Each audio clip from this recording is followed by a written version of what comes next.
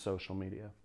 Right now, there are millions of children that are being raised by iPads, staring at whatever comes up in YouTube's suggested algorithm.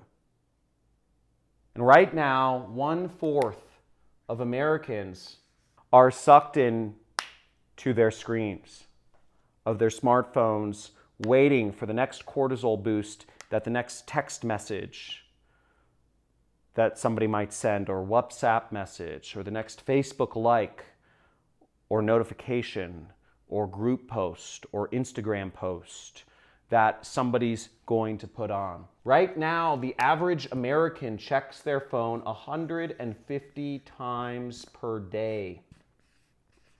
And you wonder if we're addicted?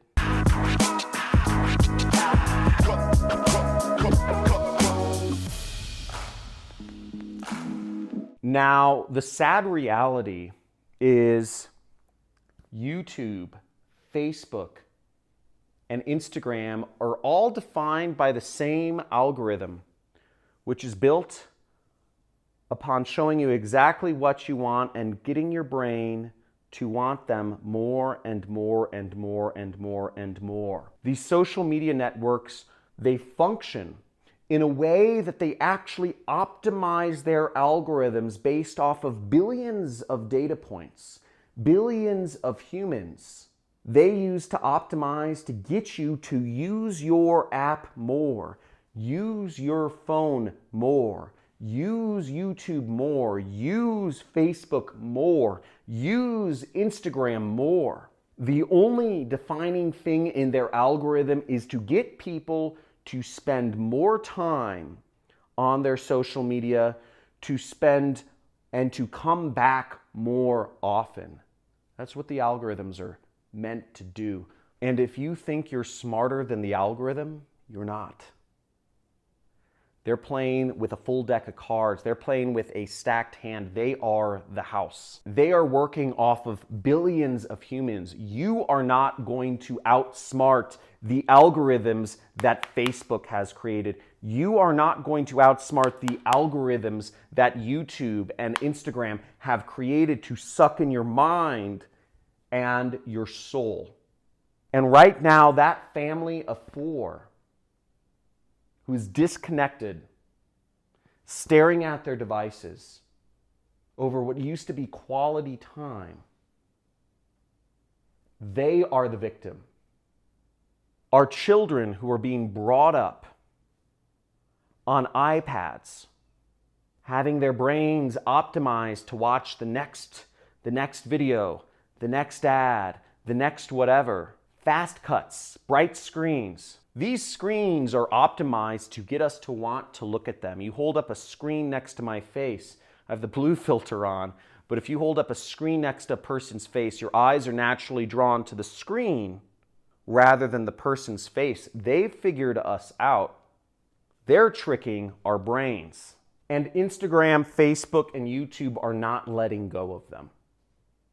It's up to us to define what is fair usage of our time, of our focus, of our eye contact, of our quality space with others. If we continue to allow these devices and these apps to control our lives, if we continue to allow these devices and these apps and these notifications, these likes, etc., to suck our time away from the people that we should really be spending quality time with, which is our family and our friends, then we're missing out on life. What's the point? So if you're with me on this, I'm an entrepreneur, and when I took back control of my time, it not only helped my business, but it helped my family, me spend more time with my kids and my wife. So I'm asking you, if you're with me in this commitment to turn off notifications and take back control, just type in below in the comments, #TakeBackControl.